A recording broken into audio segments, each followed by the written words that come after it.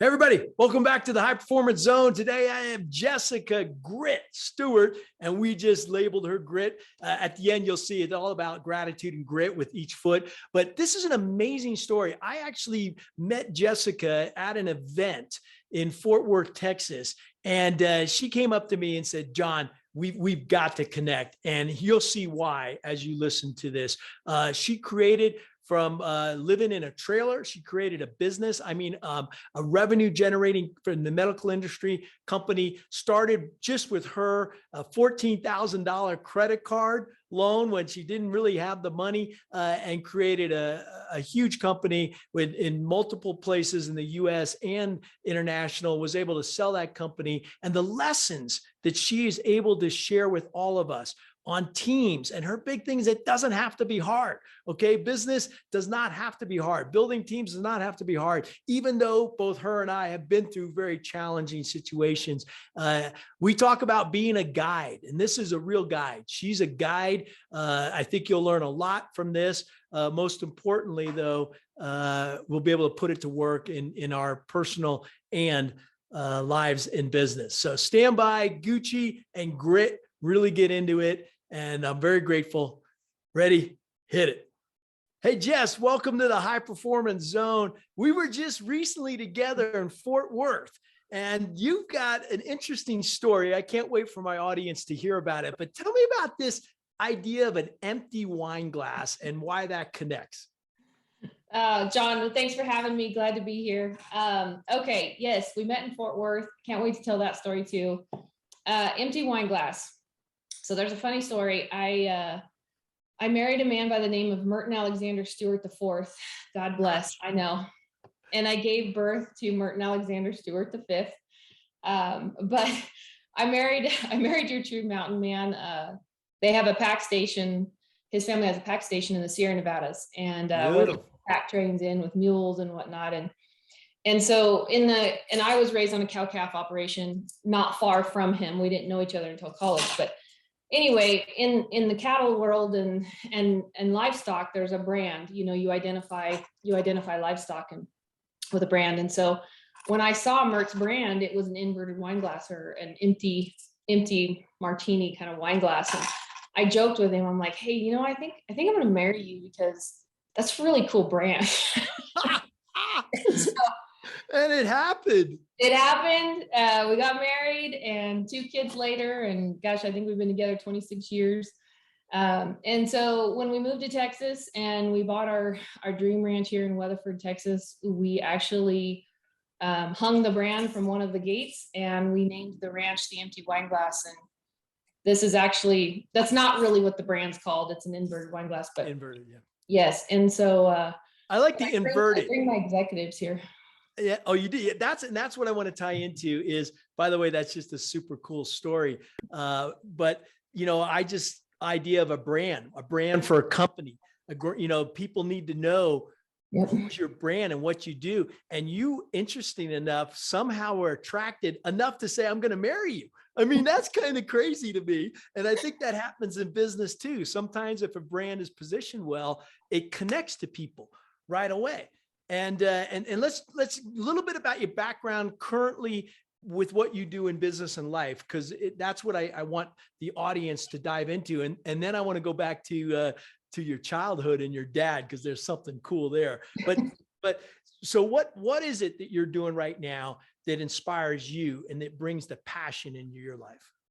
Oh man. So I'm probably doing the most fulfilling thing I've ever done in my life, for sure. If I even can call it a career. But I went back to work after I sold my company as a strategic business guide, or a business coach. And I had to be talked into it, honestly. But this company you sold, though, real quick, this is a medical, what was it again? Billing company. Yeah. So I can get into how I had that, but so I founded a company. Do you want me to get I can get into the whole background here? Yeah. Well, here's because I think it's important for the audience to understand that where you started and what you've been able to create, and now how you're giving back in a very powerful way that's meaningful for them. Okay. So I was raised on a cow-calf operation up in the Sierra Nevadas. I did not have your traditional childhood. We worked hard, every summer. We went to school, we came home, we worked. I was raised by a Marine Corps dad. He flew the A6 intruder in the Marine Corps. Awesome. That gets me excited too. So where Yeah. were you in Sierra Nevada? We say Sierra Nevada range, where? California. So a little town called Weldon, Lake Isabella, if you've heard of it, about 60 miles east of Bakersfield, California. Yeah. And So yep, getting close to Yosemite area, sorta, right? correct. Yeah. It's not far, and super beautiful. And I ended up marrying Mert, and he's from the eastern side of the Sierra Nevada. So during the summer, as the crow flies, our two cow camps were not very far apart, and we didn't know each other until college, but grew up in Wait a minute, the Sierra Nevada, he's on the east, you're on the west. Getting over that mountain range is no easy thing. No, Yeah. but the two mountain ranges kind of come together. So you've got the eastern side that's extremely rugged and just so unique. You've got Mount Whitney, if you've ever been there. And then on the western side of the Sierra Nevadas, we're a little more docile, still big rugged mountains, but not as jagged and severe. Yeah, you're in the foothills, right? Is that where you were? Yeah, we're up there in elevation, but nothing like the eastern side. But where we both went in the summer, his family had a pack station in Tunnel Meadows, and the only way in and out of there was by aircraft, by plane. And they would pack the mules and whatnot into the mountains, and it was days ride in. Yeah. Then they would fly the clients in and out. And so where they were in the summer in Tunnel, and where I was, as the crow flies, was probably less than 30 miles apart. Well, here's a quick connection story. So first off, I was assigned in Lemoore. That's the F-18 master jet base, right? And it's not that far from where we're talking. And we would fly jets over the Sierras, over into Death Valley, where we have restricted area where we can fly and dogfight and that kind of stuff. So I've flown over your area so many times, looking down at the beauty of those Sierras. And knowing that taking a pack train back there and really what it takes to be that self-sufficient, super cool childhood. Here's one little quick tidbit. So my wife, Carol, and I, we lived in San Francisco on Telegraph Hill. And actually, I'm not even talking a different mountain range, probably 2 blocks from each other, never met each other for years. And then we met like 10 years later. So it's kind of ironic. Destiny. Yeah. But yeah, keep going, because I think it's really important. Your childhood, but what you created. Yeah. So before I go there, because I want to talk about those jets in the mountains. And my brother is going to resonate with this too. Hey, I've been horseback on the most rugged trail, steep, scary trail, and have you guys come flying in those mountains underneath us. Yeah. Yeah.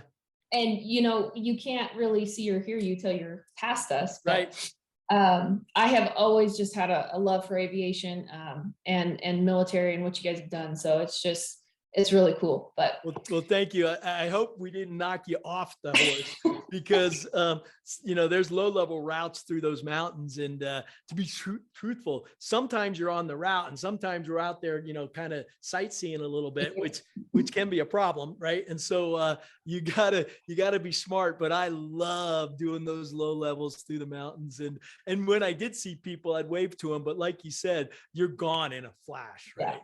Yeah. No, super cool childhood. I could not have asked for a better childhood. It really gave me the framework for what I needed in my life and what happened to me. I graduated high school and went on to play volleyball. I was a Division I. Yeah, D1. Full ride volleyball. Utah State, is that where you Utah went? State, yes. Now, in the volleyball world, where do they sit? Are they pretty high up? No. Okay. No, they weren't that good. I was recruited by multiple schools, actually, and I chose that school because of its beauty. Yeah. And I've never really tied it in until right now, John, but I chose because of where I wanted to live versus my coach. And the coach ended up having a ton of problems and caused a ton of chaos on the team. And there's a long story there, but boy, without the right coach, without the right guide, life is not that grand. Well, I love you use the word the guide. And I think that's so important in business and life, right? There's challenges out there. So do we have a guide and is there a path? And I know that's what you do now, right? With people. Yep. And so I went on to graduate from Cal Poly. I met Mert and we got married and believe it or not, I went on to be a school teacher. That's a whole nother story, but I think, God has just always thrown me things that I've never really known how to do. And I've always just been a pioneer, that failure is not an option, kind of how I was raised.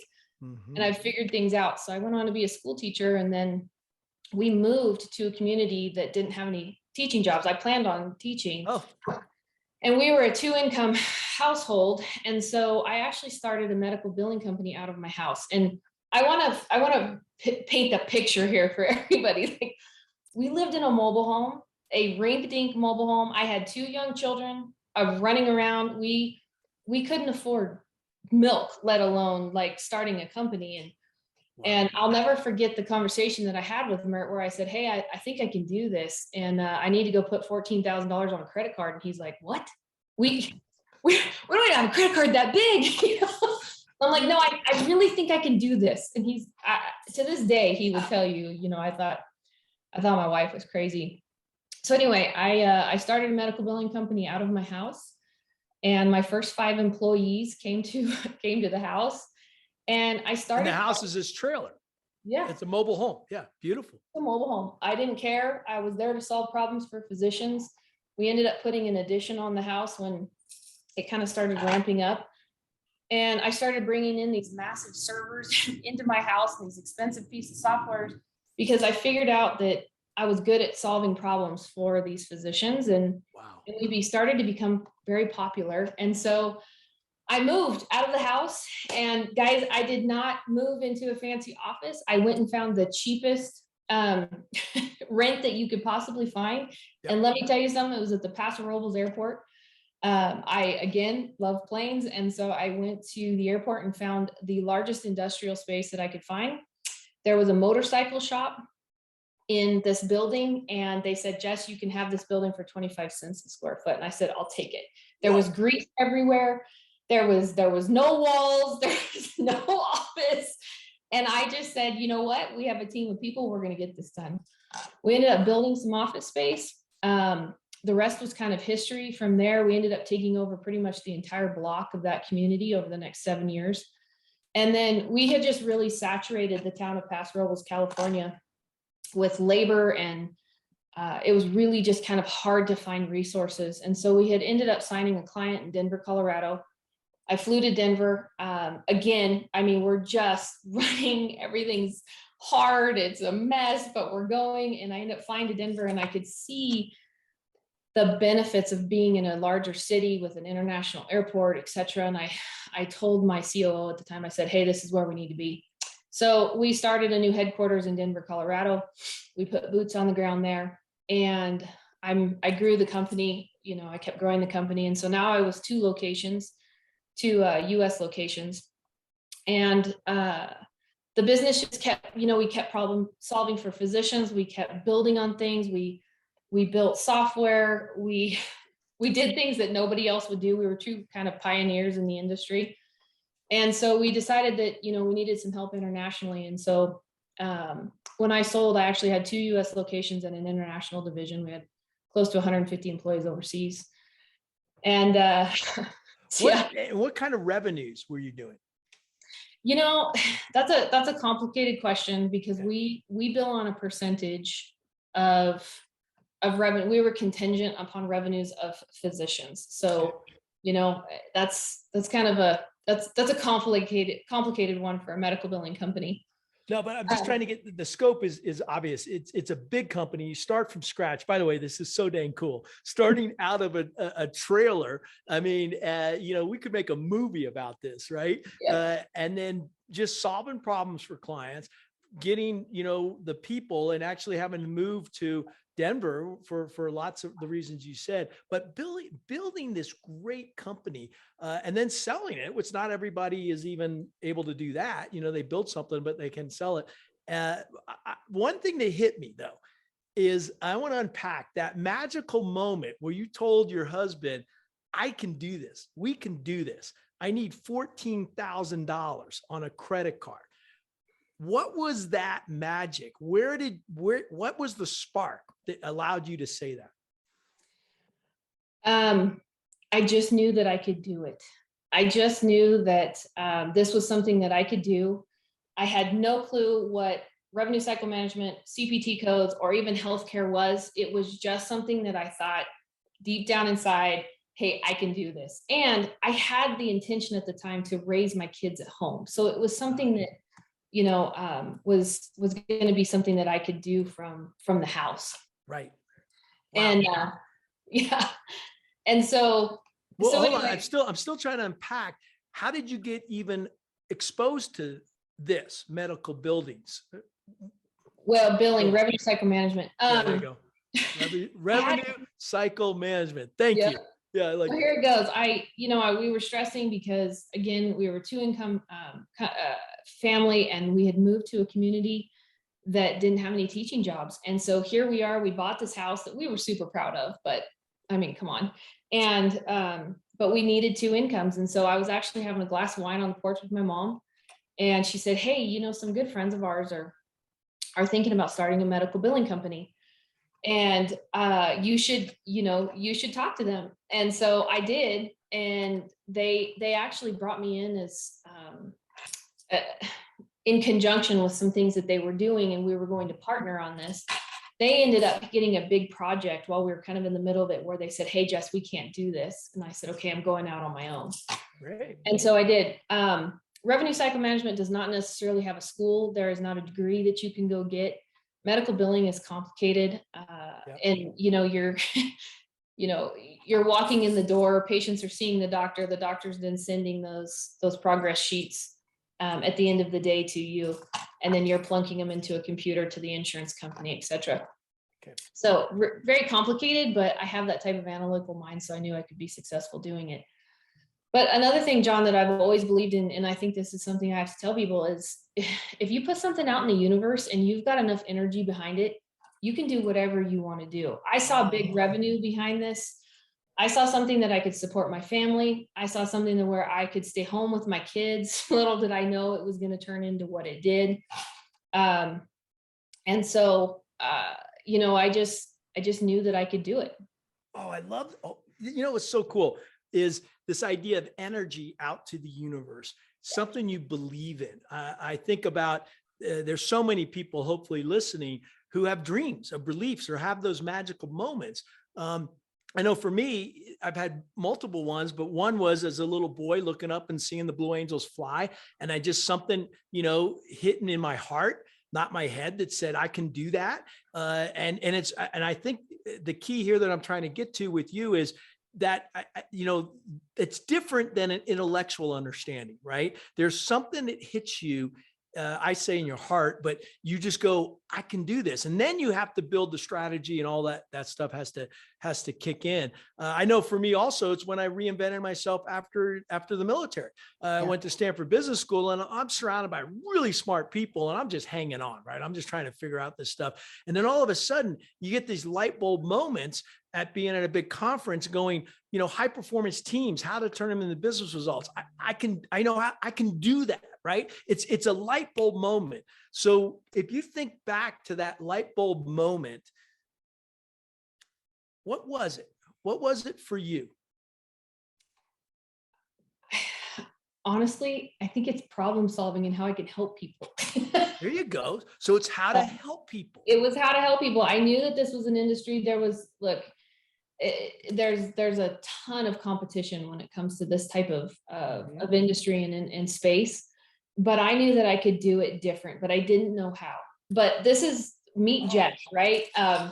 Jess is your kind of like, hey, Jess, here's an idea. Or if you tell me no, I'm just going to tell you, hold my beer, watch this. You're a beer drinker, not a wine drinker. I like that. Both. That's even better. I'm a both kind of guy too, in lots of things. That's awesome. Yeah. And so I just didn't let it stop me. It was something that was an opportunity. I knew I could work from home, and I could be my own entrepreneur. I think that, being a school teacher had limitations due to bureaucracy and just that ceiling of I could only grow so much, where this was sky's the limit. And, being out there on my own has never been something that worries or scares me. And so we did it. We just did it. I love that. I love that. Hey, let's go back to your dad here real quick. Not only was he an A6 Marine, which is super dang cool. What do you remember about your dad that, and by the way, is he still alive? He's not. He actually passed. He passed last year, and unfortunately, So well, he's left you obviously with lots of lessons and tools, right? I know my dad and mom have passed away, and I'm so grateful for what they've taught me. What did your dad teach you that today you still value so deeply? I think the biggest thing was grit. I think he instilled in us kids that, failure was never an option, but it was how we were raised. It was get up and go. And if you got bucked off, get back up, dust your boots off, pull your big girl panties on and get back on. And, there just wasn't anything that you couldn't accomplish. I left the nest knowing that there was nothing that I couldn't do. I still to this day have the same type attitude that if I want to conquer the world, I can. The world's at your feet. You just got to go do it. And so I think those are probably the biggest things. The other one was problem solving. He was a remarkable problem solver. Remarkable. He had the ability to look at all different avenues and figure out how to go up and around and down. And, maybe that's the military training in him. But he really could problem solve. And then there was the faults too, and I actually just talked about this in one of my chapters of my book, is the inability to ask for help. And so, we never really were raised to kind of reach out to those people that, success leaves clues. And so that's what I'm doing today is helping people. Business doesn't have to be as complicated as it was for me. It doesn't have to be as hard. You talk about that gap between where you are and where you want to go, and that gap between. I don't think that gap is that big when you really just focus on it and have a conversation on it. And so when you bring in that outside perspective, and so I think that was one of the biggest lessons I learned too when I left the nest and started my own company, was ask for help. I started an advisory board early on. I had mentors, I had groups, and, God forbid, if there was a guide like me today, I'd be like all over it. No, say that again. If there was a guide like you today, you'd be all over it. What do you mean? All over it. I would have hired me. I would have hired a guide, somebody who'd been to the top of the mountain, somebody who had been there that could just say, hey, here's some things to look out for. Here's your blind spots. Here's where you need the little confidence push, just the ability to see through the clouds. It's complicated and it's hard. And when you're in the midst of it, you sometimes just think, oh my God, there's no way out. And so having that outside person and guide to, like climbing a mountain, it's like having that guide that's been there saying, hey guys, it's a stormy day, but we're going to be okay. Yes. And has been there and knows the nuances. Yeah.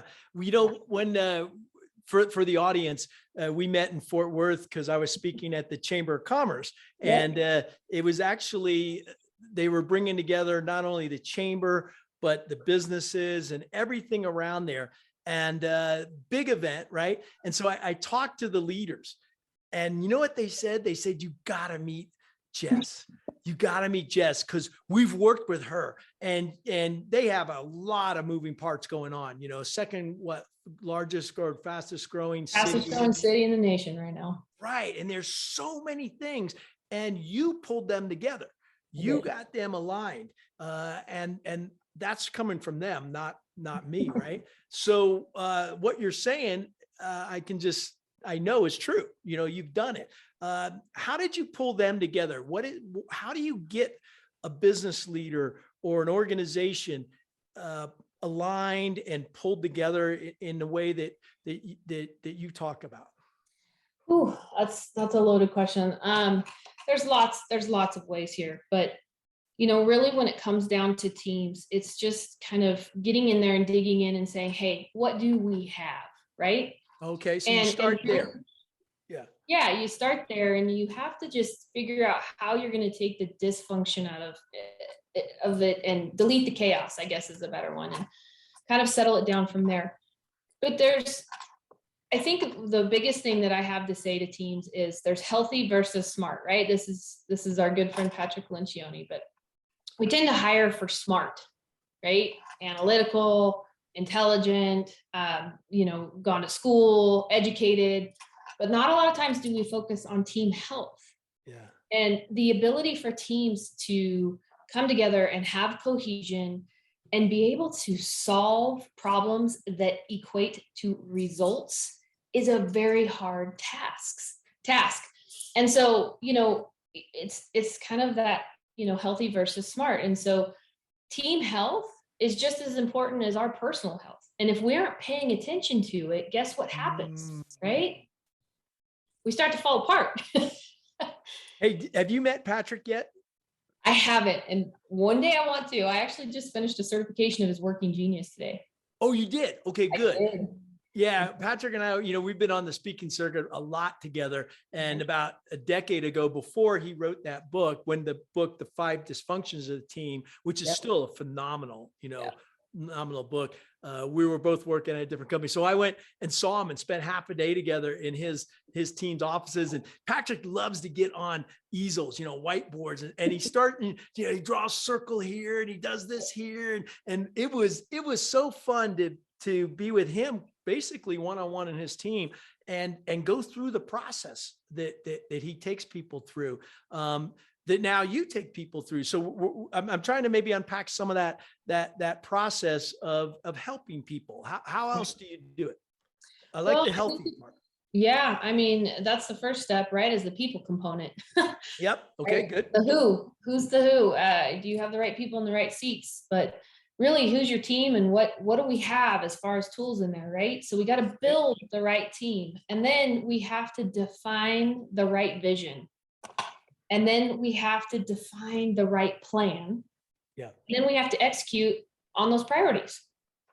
But we have to enjoy the process along the way. And I think that's my biggest thing as a guide today is, look, owning a business, founding a business, being a leader inside of a business, it should not be hard. And it is for so many of us. And I think that's where I lay my head down at night and just say, hey, I've been there and it was so hard, right? It was a giant cluster, like, oh my God. But it was when we started to focus on a program or a process and we brought in some of those things that we actually started getting what we deserved in owning our company, being a leader inside of our company and enjoying life and enjoying the progress, having quality of life inside of an organization. But at the end of the day, John, it's about profits too. And I think that a lot of companies don't focus where they need to when it comes to that. And that is the performance of an organization. The more profit we have, the more freedom we have, the more ability we have to make awesome choices. And so raising organizations up into that level is where I strive to get them in that high performance zone. That to me is the ultimatum. And it is not a one night, hey, welcome, great to meet you, Jess, shake our hands and we're on our way meeting. It's a journey. Yeah. Let's figure out how to take an organization to category 1. And that's what happened to me. And it was not easy. I would say of my, 15, 16 years of owning my company, it wasn't until the last 4 or 5 years that I actually started to have fun. I mean, when we opened that office in Denver, dear God, I mean, I'm a mom of 2 kids and I was commuting back and forth to Denver every week. And we were on the verge of getting fired for the 55th time. And we had revolving door of employees. And, I had 2 bleeding ulcers and was in the emergency room. No. Yes. Wow. Yes. If anybody tells you that there's not these types of things, they're lying. But this is what I wanted to do when I went back, into it, was to say, hey, I know a way that makes things a whole heck of a lot easier. And you want to enjoy life, right? So what happened to me is my largest client approached me and said, hey, we want to look at acquiring you. And I had the ability to pretty much say no a couple of times because I wasn't ready. Right. But when that third letter of intent came in, I about fell out of my chair and I was like, oh, okay, let's do this, and so exiting a company is a whole nother thing. As a leader and entrepreneur, probably one of the hardest things I've ever done. But after it was said and done, and we moved to Texas, I took a couple years off, and somebody said to me, my old CFO actually kept calling me. He's like, Jess, you really need to go back and help people do what you did. And I ignored him for a while. And then I said, my family's rather irritated with me. There's, if you can tell, there's a lot of energy inside this body. And when she doesn't have anything to do and she starts building spreadsheets for her kids' homework assignments, they're kind of like, Jess, get the hell out of the house, like, adios. And so finding something for me to do was something that was kind of an internal, come to Jesus moment for Jess, is that it wasn't good for me not to have something to do. So anyway, coming back to do this and helping people has just been so fulfilling. I love what I do. And this purpose that you have, and I would suggest a purpose larger than self, right? Yeah. Helping others. Two things I want to go back to is, you said the hardest thing you ever had to do was actually sell the company, right? Why was that the hardest thing? It was the process. Yes, there was the emotional aspect that, I had grown this thing from ground up as it was my baby. And so, but it was also, it was a little bit of my identity, yes.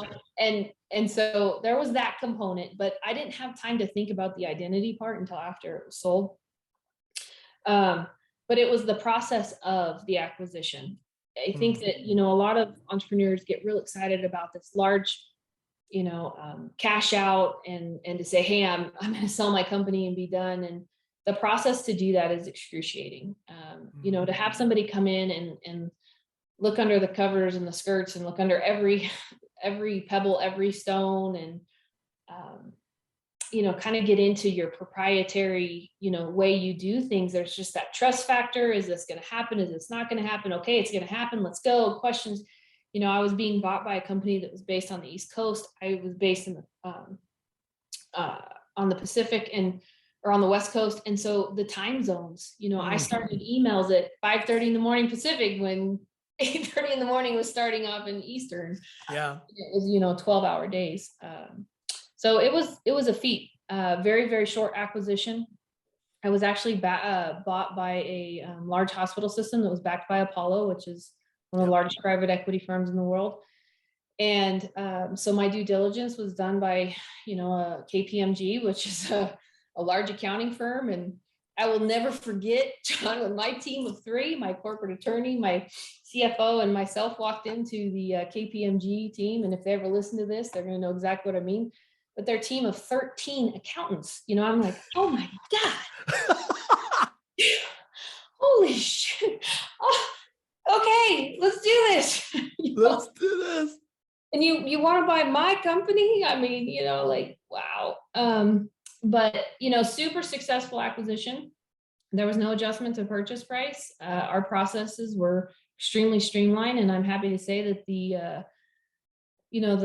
engine and whatnot that was built is still being used today. So, wow, which is a whole nother thing. It's such an honor that, what we sold actually kept going. So pretty cool story. Well, you mentioned process, streamline, the connection between process and mindset has me thinking right now, right? How do you approach that from a business owner or coach standpoint? And coach doesn't do you, I think, justice from going in there as a mentor that can help companies. Where do you see that connection between process and mindset? Yep. And so to your point on the coach, I'm actually, we worked really hard on labeling this, but as a guide, as a strategic guide. I'm trained in multiple different things, but I belong to a group called Pinnacle Business Guides, and we get together and build these tools and whatnot. But guide, and I think, gosh, what a perfect word, because that's what organizations need. And so I actually work with leadership teams. I don't work with just the the owners. I actually work with leadership teams. And so to your point, from process to mindset, that's a big one, right?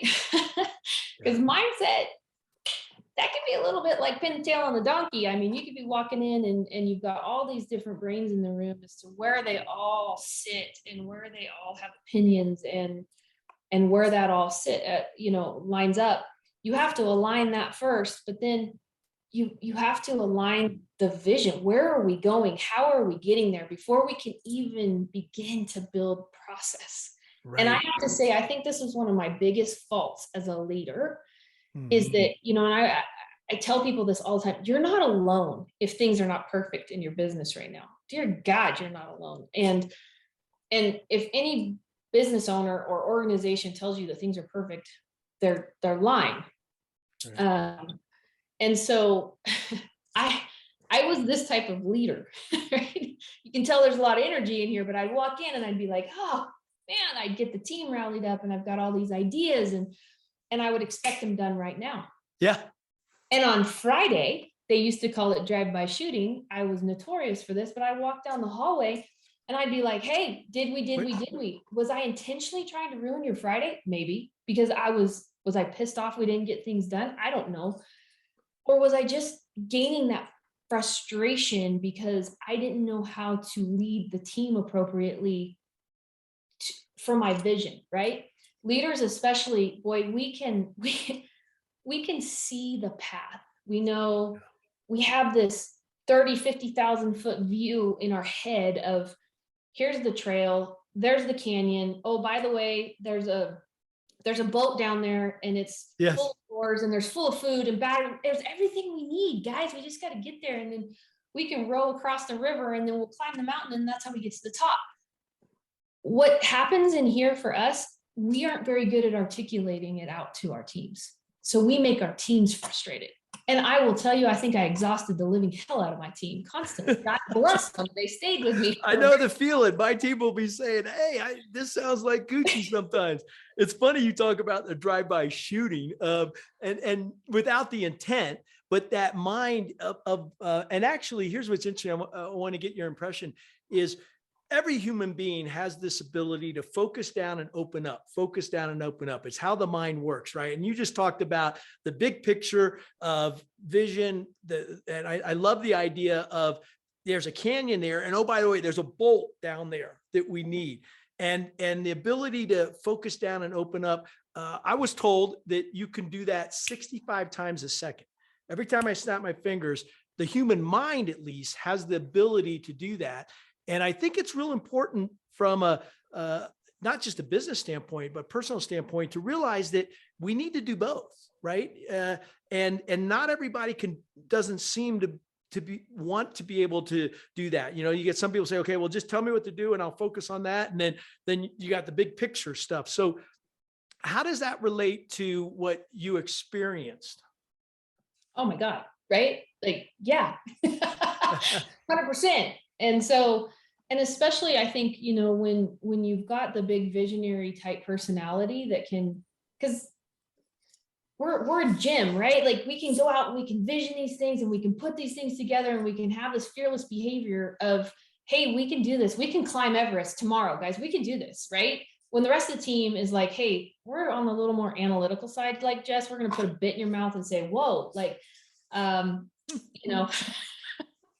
so absolutely. And so back to your point on the mindset and the process is how do we capture that vision, right? And how do we put it into a very pretty box of vision? Like, what does that look like? And then the secret is the execution on the strategy. Yeah. Taking the vision to a strategic look and then executing on it. And that is what I do now as a guide. How do we execute on it? How do we hold people accountable? How do we take this monstrosity project and how do we break it down so that it's easily attainable and we knock it out of the park? And so that's what I've built my program around. Wow. Give me an example. And I love your thinking, the team, get the right people on the team and then also get them in the right seats, right? The bus, the vision, clarity of that vision. coming up with a plan or strategy, but you just hit the fourth one, execution. And by the way, I just read down your list. It's not mine, right? But it's very similar to that Diamond Performance framework that I think you were exposed to very quickly, Yes. right? The belief levels, the brief, the execution piece, and the debrief. So give me an example of a company or an engagement you recently had, and you could use Fort Worth if you want, where you actually did it. How do you do it then? Well, I don't, to even give you a better example, I mean, I just use the same thing for every organization that I go in and work with, right? So let's capture the vision. Let's hone in the big visionaries, right? And so once we do that, let's build a 3-year plan. And what does that look like, right? Don't go beyond 3 years, because anything beyond that, I know that I'm not meaning to offend anybody that writes books about 5 and 10-year plans, but beyond 3 year is something that I think is just, it's like shooting dove, you know, it's just so many things can change. So let's build a 3-year, right? And what do we look like in 3 years? And then let's hone that down on what are we going to do in the next 1 year? What do we look like, right? Mm-hmm. What are those metrics we're going to hit? What's our revenue going to be? What are our goals? Then let's break that down into 4 sections, and let's break it down into quarterlies. Yep. What are we going to do for the next 90 days? And this is where I come in as a facilitator and a guide, is I come in and facilitate the leadership team every quarter and say, hey guys, here's our 3 year, here's our 1 year. This is what we're going to do last 90 days. How do we do? And take the time to have some time as a team, right? In a retreat like setting to look at these things, right? Let's look back. How did we do? Let's just stop and let's celebrate. Because I think that's what happens too, John, is teams forget to celebrate and have fun. And if you can't tell, Jess likes to have a lot of fun. So how do we, how do we have some fun? And then let me back up for a second there. A word I meant to say earlier, what I heard you talking about was joyful effort, of any team, any leader, any person, that's the healthy piece. We need effort, of course, but there's this joyful effort that hopefully comes together. I love what you're describing though, and that is the debrief, right? You say, wait a minute, stop. Okay. Let's look back and let's, what you very critical point is, let's look back and celebrate what went well first, right? At least that's what I heard you say. So keep going. I'm just trying to build these connections. It's awesome. No, and this actually goes to a lot of, this is why I walked up to you at the chamber and I said, hey, John, you don't know me yet, but one day we're going to work together. Yes. You were so cool. It was so positive. I mean, there's a big, I guess 500 people there, and it was a cool venue with, airplanes and a hangar, and you came up, and it was really beautiful the way you did it too, because very confident and also very, what's the right word I want to use? Humble, confident with humility, and beautiful. It was so, I was like, wow, I got to get to know. And here's the key. It wasn't just you. Then afterwards, the decision maker of, what was her name? I'm sorry. Katie Douglas. Yes. She comes up, she goes, you really got to meet this lady. She is awesome.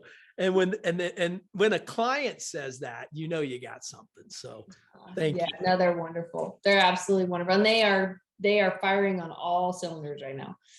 But anyway, so what happened and the wins, right? And then what are our lessons? What did we learn? And then let's talk about the delta between. Yeah. And that delta between is kind of the look up and the look out. Like, what are we going to do over the next 90 days? Are we still on target? And I think this is the biggest lesson too in the execution is, how in the hell can you be expected to swathe a path, right? I think of a rainforest and you're in it. That's what running an organization's like, right? There's trees everywhere. You can barely see the sunlight some days, and you can barely see your partners next door some days. How can you, and you've been tasked with swathing a straight road.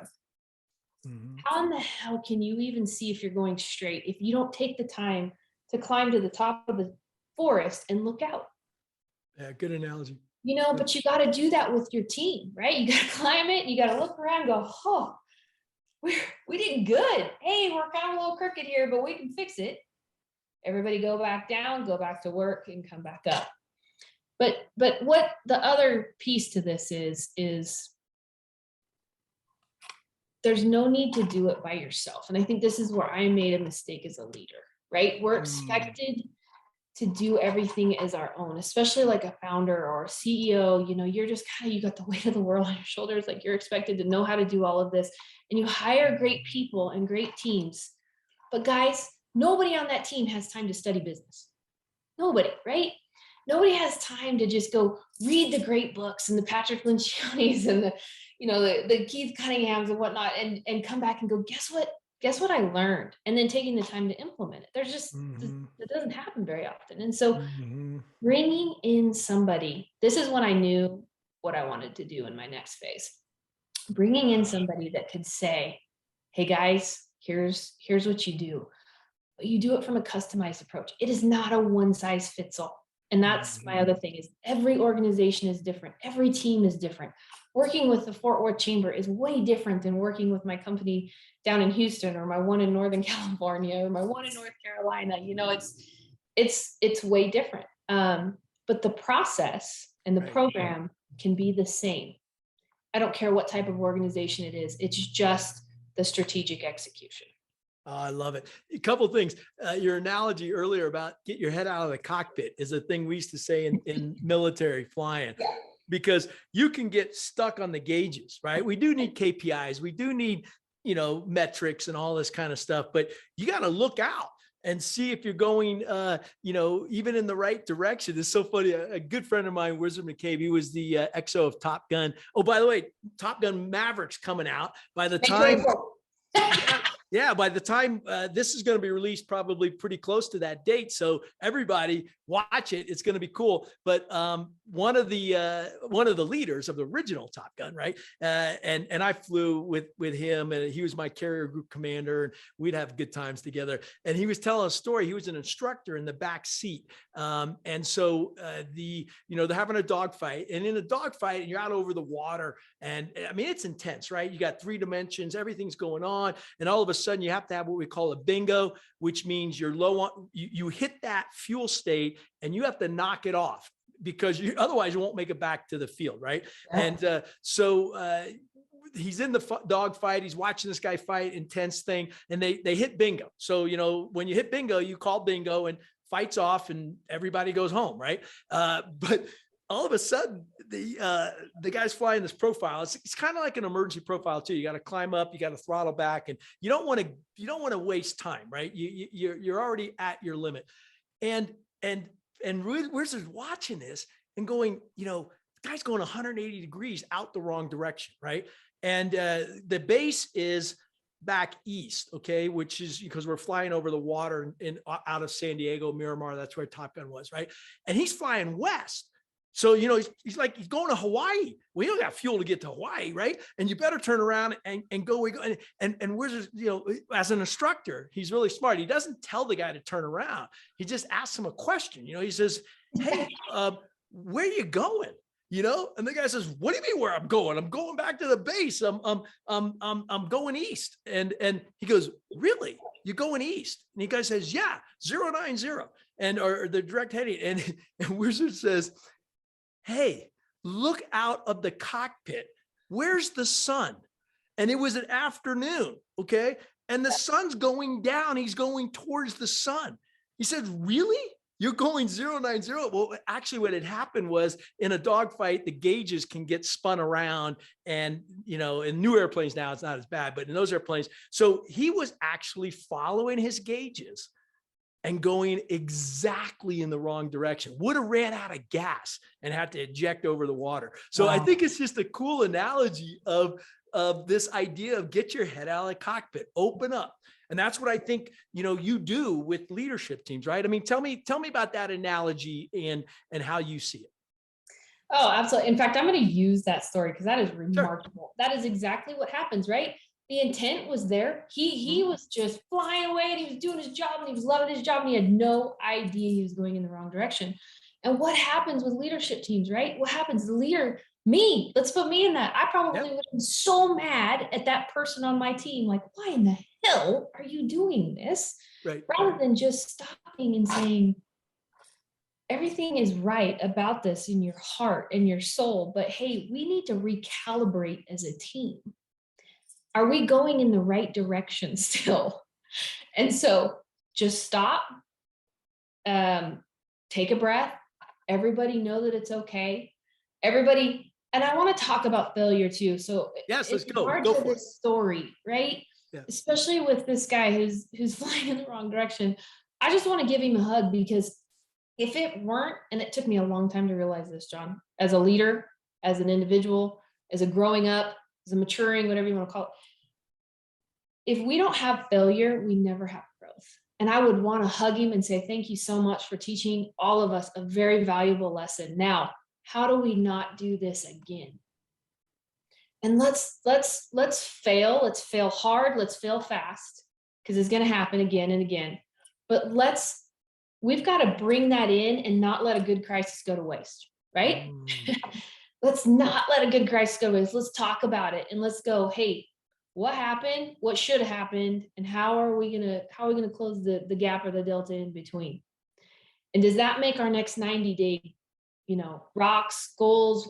What are we working on for the next 90 days out of this? It also brings vulnerability to a team. Good. And this goes to team health, is that pilot had to be incredibly vulnerable with himself and with his team and his boss at the moment, and go, oh my gosh, I really messed up, and I almost really, really messed up. And to be vulnerable like that with a team is also what I work on, is not necessarily breaking a team down, Right. but bringing those aspects out in a team so that I can break down what's going wrong and build them back up.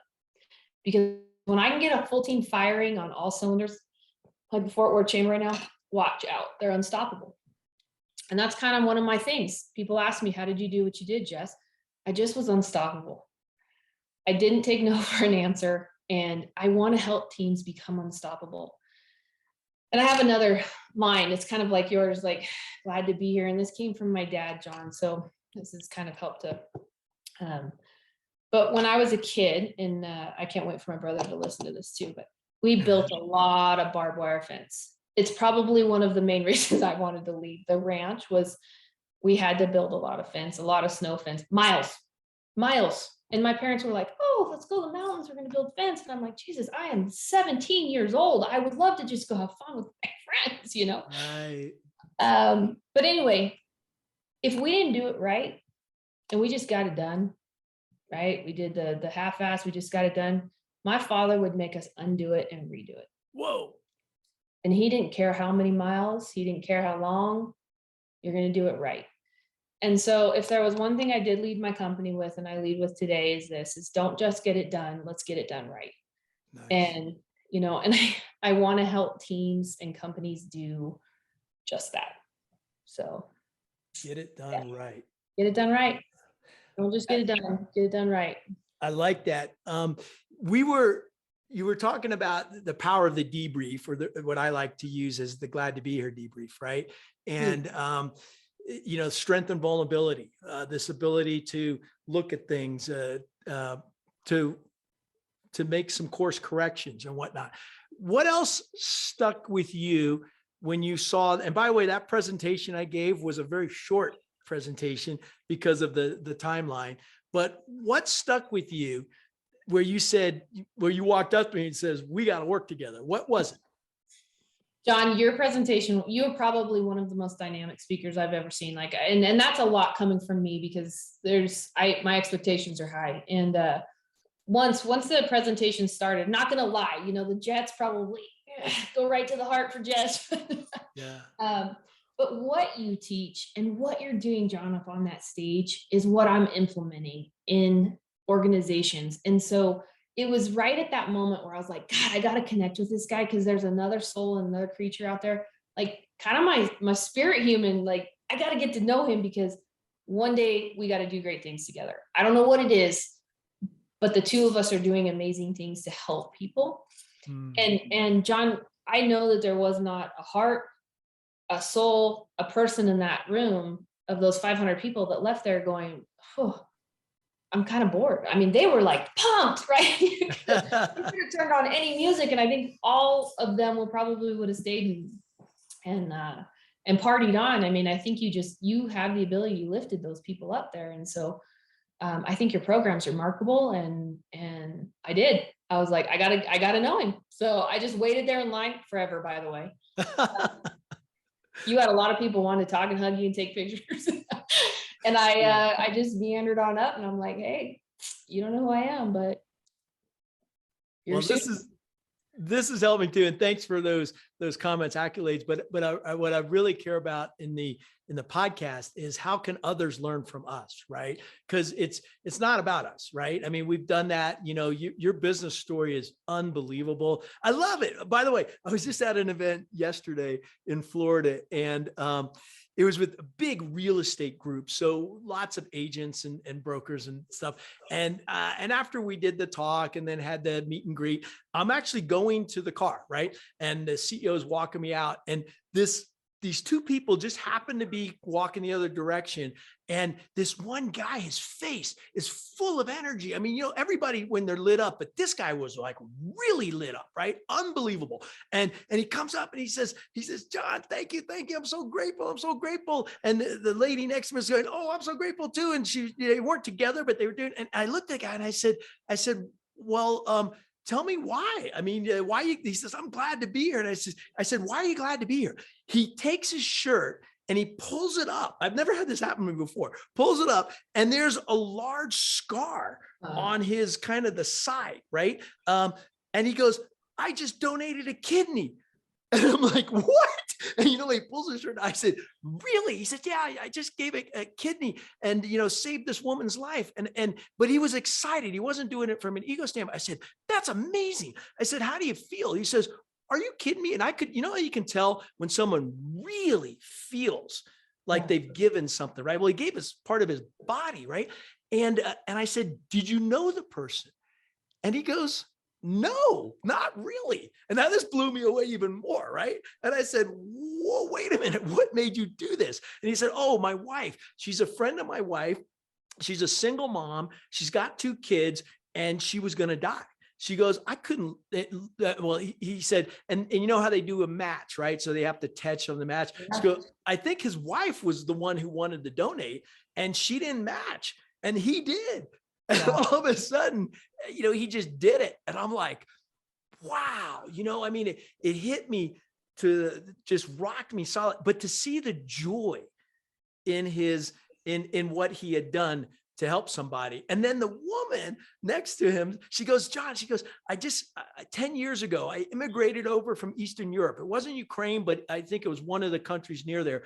And she goes, I had just gotten a divorce. I had 2 kids. I had nothing, zero, came to this country.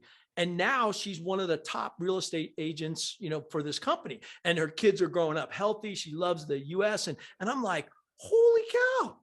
You know, two just amazing stories of how gratitude can change your life. So I wanted to share that just because I want the audience to hear. This just happened yesterday, right? And it blows me away how many powerful stories of how gratitude and glad to be here really change, but they connect it, you know, after the talk at a deeper level. So what does glad to be here mean to you? And why? I'm so glad you talked about this because being grateful was not something that we focused on a lot as kids or through my life. I mean, honestly, I would just run. Yeah. I would never smell the roses until, right, something stops you dead in your tracks. Or you just wake up one day and you say, hey, I've never really just looked around at the blessings that I have. Here's this guy who just gave a kidney to somebody he doesn't even know, and he's just dying to tell you, thank you. So you're asking, what do we do for people? It's right there, John. I mean, it's just, gosh, to be able to fulfill somebody's heart like that and give them, to give them gratefulness, to give them inspiration is just so fulfilling. And so, you know, what does glad to be here mean? I'm so honored to be here. I'm so honored to be. I 5 years ago, 6 years ago, 10 years ago, somebody said, "Hey, Jess, you're going to be on this really cool podcast. You're going to meet these great people and you're going to live in Fort Worth, Texas." I'd have been like, "Man, you're crazy." And so I love this. And so, yeah, glad to be here. How can we teach teams? How can we teach organizations to stop, smell the roses, look at the blessings that you have instead of focusing on everything that's so wrong, right? Let's let them step back. Let's let them give a breath of air and say, "Hey, what's going right?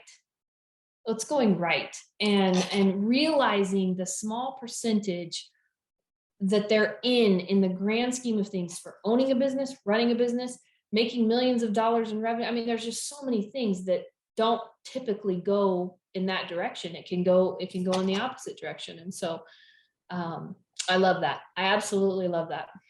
Well, the thing that I'm learning, and I want to know what you've learned in your guiding practice. I was about to say consulting practice. And I said, no, this is the guiding practice. Is that what you just said is so powerful. And I also think it's a both thing though. We do have to be aware that we can improve. In fact, my thought is I'm always looking for that one little nugget that will help me help somebody else. So it is this constant state of improvement. And at the same time, it's a constant state of gratitude and appreciation and joy. And it's a dichotomy that actually is not really even a dichotomy, because they actually both, it's more a paradox. They both work at the same time.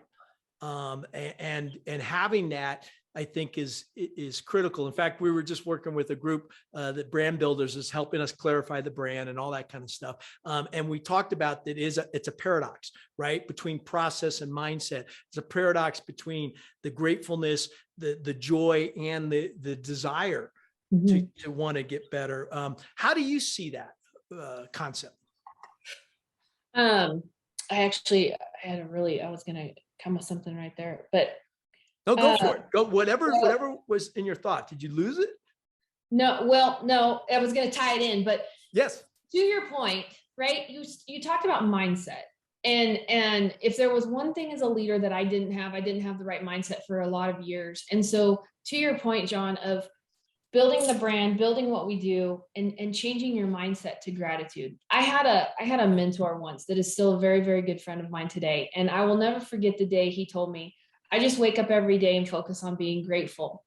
And then I go and do some meditation." Well, I was like, okay, whatever. And your Zen stuff, well, guess what?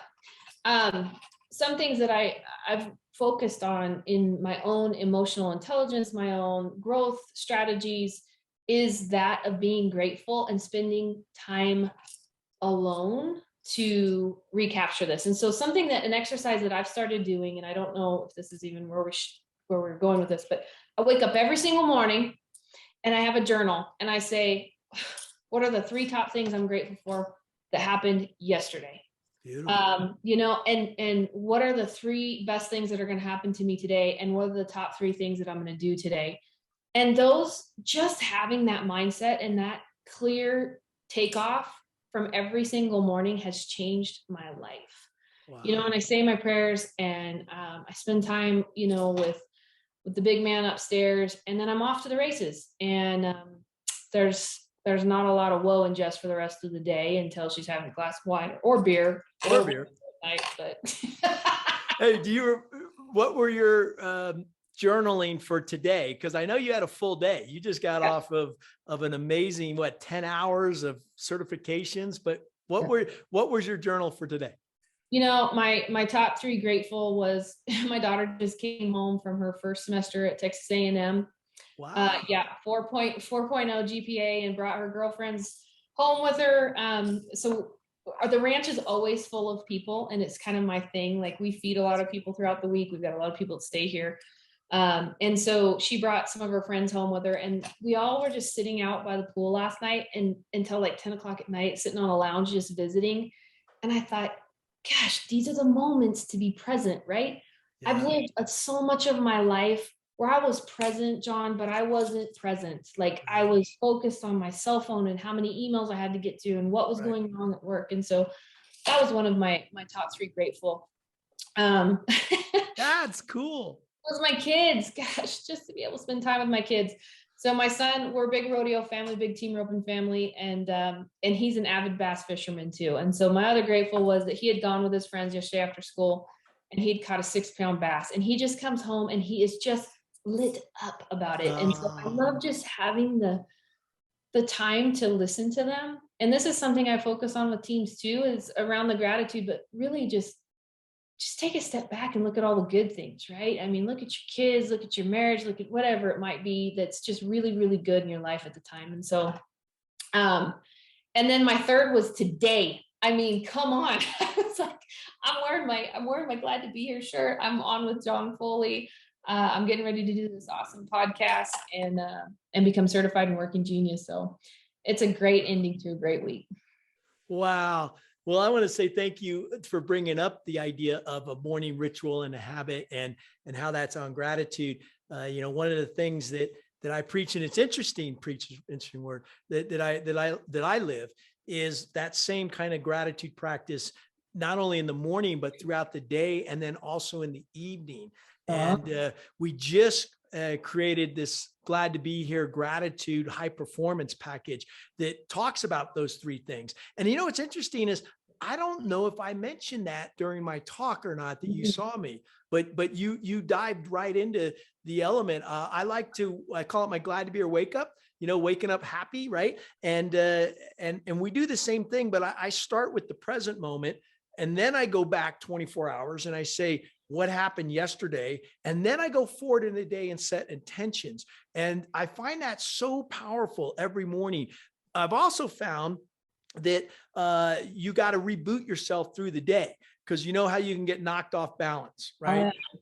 And so there's a real technique on that too, that we should dive into at some point. And then it's going to bed and planting seeds in our brain that'll help us work on this as we sleep, right? So it's interesting. I hadn't planned on talking about it, but those of you who are listening, it's almost ready. It's not out yet. Stay in touch and we'll do that. Jess, how can people get a hold of you right now? Because right now you're blowing them away. You're saying, wow, this is amazing. You mentioned your book. What's the best way for people to get a hold of you, and if they need any guidance and guide in life? Yeah, go onto my website, jess-stewartllc.com or jess-stewart.com, and you'll find my link tree there and every way to get a hold of us. That's probably the best way. And I do have a chapter coming out in a book called Crack the Rich Code. I was actually reached out to by Kevin Harrington, the founder of Shark Tank, and Jim Britt, who has worked a lot with Tony Robbins. The book is actually endorsed by Tony Robbins, but I was actually asked to write a chapter in this book. And I have to tell you, when they reached out to me, I ignored them because I didn't think they were legit. Really? I did. And so my chapter is getting ready to come out. Well, the book's getting ready to come out with myself. And I think there's about 20 other co-authors along with Kevin Harrington and Jim Britt. It'll be published here in May. So pretty excited about that. What's it called? Crack the Rich Code is called the book, and then there's all the co-authors. And Crack the Rich Code. Yeah. So nice. And the title of my chapter is how to the cluster F of strategy to management. Strategy and management. Yeah. How to go, the cluster F from that to success. And give me the very quick, or give us all the very quick executive summary of your chapter. What is it's not a straight line, right? It's everything that we just talked about. It's just not a straight line, and it just doesn't have to be that way. It doesn't have to be painful. It doesn't have to be a cluster. You don't have to feel that way. And if you do, you are not alone. And I have 5 to 6 strategies inside of there of just how to kind of clear your deck and let yourself take a deep breath as a leader, as an organization, and as a leadership team to start to make the line a little straighter for the organization and yourself. I love that. And I love that you said this early on, and it was passionate. It doesn't have to be hard, right? It doesn't have to be. And you've been so vulnerable and straightforward about that. It was hard for you for a while, right? And I think that's how we learn, is having gone through struggles, having gone through those trials to learn, and then not have to repeat them, right? Figure out a way that doesn't. What were, as we wrap up here, I could talk to you for forever, but there's a couple of things I'm trying to pull out, and that is, you've had some great mentors, right? And you've learned a lot from people. There's two questions I want us to dive into. One is, I'm going to start with that mentor. No, I'm going to start with the failure question. You mentioned how important failures can be, right? Or setbacks can be. Give me a couple that you either have or you've observed, and how you were resilient in overcoming those. Oh my gosh, there were so many. I think probably one of our biggest was not realizing the power behind lack of process. And so we grew at a certain point. We didn't have the Denver location at the time, and we grew substantially. I call them ticking points, whitewater points. And they're going to happen, right? They're going to happen no matter what. But we didn't have the optics. We didn't have anything put into place to allow us to see them ahead of time and be proactive versus reactive. So we were extremely reactive at the time. Yes. God, we grew. John, we signed 4 new clients, and this was the most exciting day of my life. I had hired this really fancy COO that was super expensive. And, we were still little at that time. And so it was just a big, big time in our life. And we signed these four contracts, and I was like, oh my God, this is the great. Well, guess what happened? We lost 6. Oh, 4 and lost 6. So we just did nothing but tread water. We didn't tread water. We took on water. And that was exceptionally painful, because what followed with that was a people component. We had a revolving door of people that went with it. And I'll never forget just kind of being so embarrassed to get up and do an all hands meeting and not know what the hell to say. Because I didn't know as a leader where to even turn, other than I knew all eyes were on me, all pressure was on me. And it was one of those moments. I go back to my childhood. I got bucked off bad, and I had to get back on, but I had to show my team that we got bucked off and we had to get back on. Yes. And it was kind of those moments where I went before the team and said, okay, guys, this happened. Who's with me to rebuild? I don't have all the answers. Who's with me to rebuild? And John, not everybody raised their hand. And I'll never forget that moment either. Like, that was so painful, because I was like, what do you mean you don't want to be here? But now I look back and I'm like, man, they just weren't supposed to be, because the 75% of the people that did stay, guess what? We turned this company in from, a couple $1 million company to a monstrosity company that had 2 US locations in the international division. It was bought by a large healthcare system backed by Apollo. And those same people were with me that day. Wow. They believed in me. They believed in my vision. And so that was big. And I'll never forget the clients I lost, because we had an attrition rate that was like 0 at the time. I mean, everybody loved us. And, we just had a big, big face in we fell on the concrete. It was a hard, hard hit for us. So it sucked. So, but I love the story. The initial comment you made was the power of, no, you said it differently. It's about being proactive. Power of lack of the power behind a lack of process. Right. Yeah. So then part of the solution was what? How did you turn it around? So there's a whole story, but we started putting process into place. Okay. And without going into too much detail as to how that process came, I hijacked, let's just put it that way, a bunch of process that was brought in by somebody who eventually was weeded out of the company. And I'll never forget that day where I'm like, man, this is good stuff. But the courage and the amount of guts it took to like pick it up and go, hey, we're going to do this. And I didn't have a clue, but I just started reading. But I started adopting some of these processes. And these are actually things that I teach today, right? Yep. Is how to get the optics, like I said, to no matter what. I am not going to go before you and tell you that you will never hit a hard time in your individual life, or you're never going to hit a hard time in your organization again. You're going to hit those sticking points. You're going to hit those pain points. The idea behind what we do now is, let's identify when we're going to hit them. Are they tied to revenue? Are they tied to a people growth? Are they tied to contractual growth? Are they tied to manufacturing? Is it how many widgets we build? What is it? And so the process that we put into place, right? What kind of scoreboard are we looking at? Are we looking at a scorecard every day? Do we have optics? Are we looking at those KPIs? Are we talking about those KPIs every single week? What's the meeting cadence that we have? Yes. How often are we getting together with our team? Are we getting together too many times? Are our meetings inefficient? Let's bring it home. Let's have a tactical meeting where we block and tackle big issues. And then let's identify the meeting cadence that allows us to just cut the distraction out as a leadership team, to not have to come talk to each other every day, but hone in on what's so efficient, where we can answer 3 things. What happened today? What happened yesterday? And do you need any help? And then, and put that in a stand-up. Just have a 15-minute stand-up and ask those 3 questions, guys. Life changer, game changer. And so do you start with what happened today? Yep. What happened yesterday? And do you need any help? Correct. And you do that as a stand-up in the morning or at the end of the day? Or when do you do it? Whenever it makes sense for the team. Okay. But here's the other secret. There's no more internal meetings on Friday. None. So you cannot have a stand-up on a Friday, or pick your day, I should say, that makes sense for the team to not have an internal meeting. Because like you and I were talking, you have to have your moment to kind of recalibrate and like you were saying, go to bed and put those seeds in your head, right? But you got to plan your week. So pick a day that no internal meetings, but for 4 days of the week, have a stand up and just ask your teams those questions.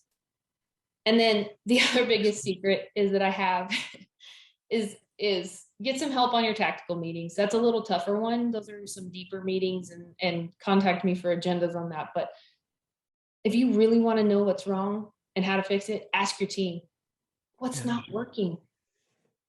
Oh, that's beautiful. Start your stand-up. What's not working? What's working and what's not working? And have the courage, have the guts to say, wow, I want my team to be so honest with me. I just heard what's not working inside the organization, and just reverse engineer it. Yeah. Just start building a list and start reverse engineering. I think it was Warren Buffett that just said he just focuses on his companies of what's not working. Right? It's kind of brilliant. Oh, he said that? I didn't know Warren Buffett said that. I need to check that, but I'm pretty sure. And he said, just focus on what's not working? Well, he focuses on what's not working inside his organizations. And there's so much meat behind that, right? Is if we just focus on what's not working in the organization and start engineering a plan to fix it appropriately. Yes. We have an organization that comes up and has the healthiness to say, hey, this isn't what's working. That teams have courage to tell you. The employees have the courage to tell you. You have as the leader, you have it inside you to listen, adopt, and go make a plan and make sure your people are hearing you. Like you're going to go say, hey, I hear you. Thank you so much. And I'm going to go put this into play. That's how you build amazing organizations. Just listen to what's not working. I love that you brought that up, because to me, that's the essence of a continuous improvement organization, one that is learning and growing all the time. And, it's interesting on the Blue Angels, that was our ethos. We're constantly looking for, even if it's working, how you do improve it, right? So where can you tweak something, right? But sometimes you can get in a downward spiral if that's the only thing you do. And so I think you got to add in the glad to be here with that. When it's not working, it doesn't mean it's bad, right? It just means we're aware and we're going to take some steps to it. But I think you're right. I'm glad you brought it up, because it's so critical to be constantly looking inward.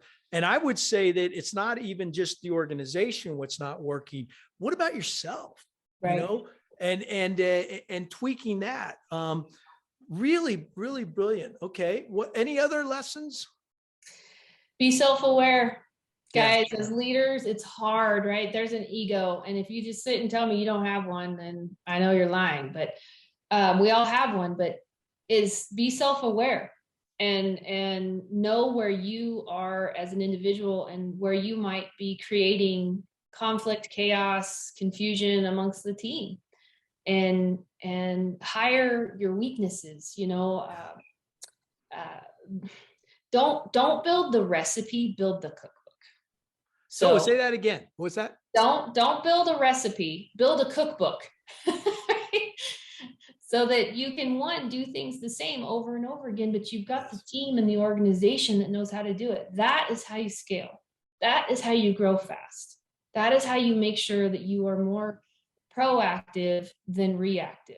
Sitting back in a reactive position is so painful and scary. Oh my God, you know. And then another big one is, guys, put a scorecard together, put some KPIs together. Stop making your profit and losses historical documents. Well, they already are. Let me just say they're historical documents, right?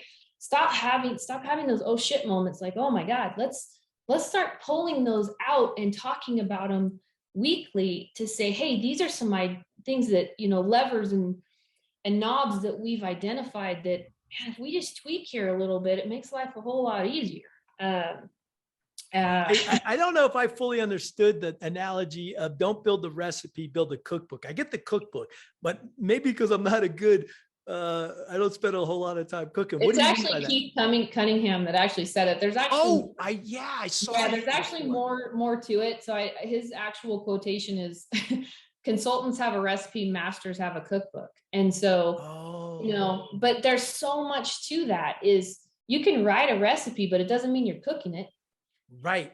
You know, build the actual book, build the book, the playbook behind it. Yes. You know, how I'll use pilot analogy. Everything's a checklist, right? You get in a plane, my dad would sit there and we'd go through a checklist of everything we had to do before we flew. Yes. It ensured that we were doing the same thing over and over again to fly that plane successfully and safely. So why in the hell aren't we doing that in organizations? Exactly. Oh, I love it. Okay, man, this is, I want to end with the idea of, no, I'm not going to end yet because you're too good. Give me something from a mentor or, you know, someone, a guide for you. Who was that person and what did they bring to you? How did they help you? Ooh. I've had so many, John. Mm-hmm. Oh my God, I've had so many. I'm gonna say one, and I just actually had a conversation with him yesterday via email. I'm getting ready to talk to him next week. Nice. He brought me peace.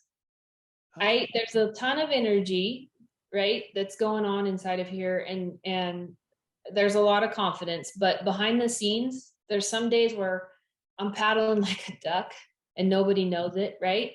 Right. And I needed a place to go to either cry and have tears, run an idea by, but I didn't need somebody to hug.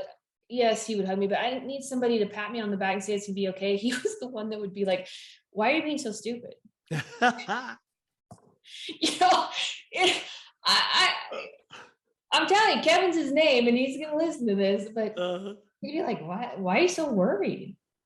Like, he just looked at me like, why are you so worried? This is the same one that told me to have gratitude and meditate in the morning too. Oh, nice. And I would be like, why aren't you stressed in life? And he's like, I don't have to be, you know? And so it was a mindset change. And let me tell you, the roles that he's been in his life are extraordinary and very, very stressful, but he just handles it with grace. And here's Jess over here, who's just like shaking the buildings when she walks in.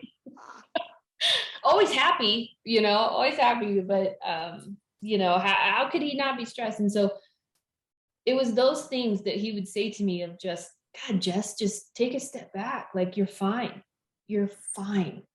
And he would always tell me, one day we're going to be having a conversation and you're not even going to look back at this moment because you're going to go so far. He had so much belief in me when I didn't have belief in myself. And so he's always just been a very, very important person to me. Wow. You can feel it. I love the idea of power with grace, you know, and believe in a good mentor sees more in you than you see in yourself. I've heard those analogies. The last one I want to share, that comes to mind is this idea.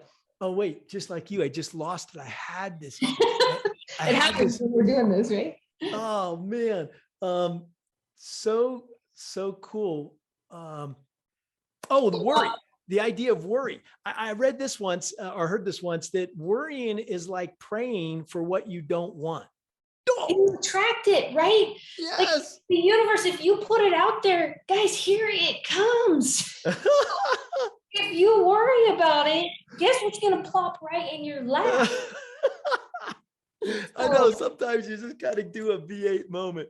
Hey, Right? on that, let's do this. Leave us with one or two, either their sayings, maybe their quotes, maybe their mantras. There's something that you live your life by.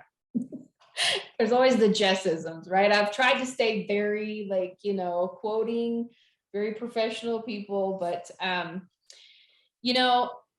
guys, especially I'm not one that's ever pulled the woman card, right? It's just not me, but I am a woman that I had 2 children, and I started and I did this out of a rinky-dink mobile home when I am telling you we couldn't afford anything. And I'm going to tell you guys, there's nothing that you cannot do. The gap that Gucci and John talks about right here is that gap is not as far as you think. Just be unstoppable, right? Tell the world, hey, hold my beer, watch this. Go with your gut. Somebody said to me once, let your freak flag fly, right? Oh yeah.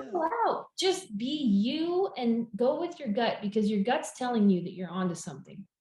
Have that passion, love what you do. And honestly, I'm going to go right back to what I was saying is when you do something, don't just get it done right. And guys, the biggest lesson that I've learned is to have a grateful heart. I work on it with my family. Kevin was also the one that told me this too, is to, just to have a grateful heart. It'll change everything. It really, really will change everything. It changes your perspective. It changes what you put out there in the frequency of the universe. It raises your frequency. And if you can raise your frequency, guys, you become unstoppable. There's nothing that you can't do. And so I'm proof of that. And I think that's probably it, without getting into more funny Jess stuff, but. Jess, Grit, you're now got the new call sign, Grit. That's right? Awesome, by the way. I love that. You've proved it. Amazing wealth of knowledge. I just want to say thank you. I woke up this morning and you were on my thought. One of my thoughts was, hey, I'm going to get a chance to spend some quality time with Jess. Before I knew you were Grit, now I'll be Grit. And this has been a wealth of not only information for our audience, but for myself. I've learned a lot and I can't wait to apply it. And I can't wait to get to know you even better. So thank you for this opportunity. I'm going to let you wrap up the podcast with a grateful heart. Anything you want to share? Likewise, John. So such a pleasure to be here. I was so excited, and my gut told me to walk up to you and tell you what I told you. So I think that there's destiny in that, but I couldn't be happier to be here today. It's just such a fun way to wrap up a Friday, and I get to just hang up with you guys today and just go, man, hopefully I put a dent in the universe for somebody today and inspired them. And tomorrow they wake up and go, oh my God, I can do this, right? I can do this. And I'm going to do it with my first step of gratitude and my second one with grit. I love it. That's it. Gratitude and grit. Each step. Gratitude and grit. Oh, we got it. Thank you, All Grit. right. Thanks, Jess. Right. Glad to be here. Thank you. All right. Take care.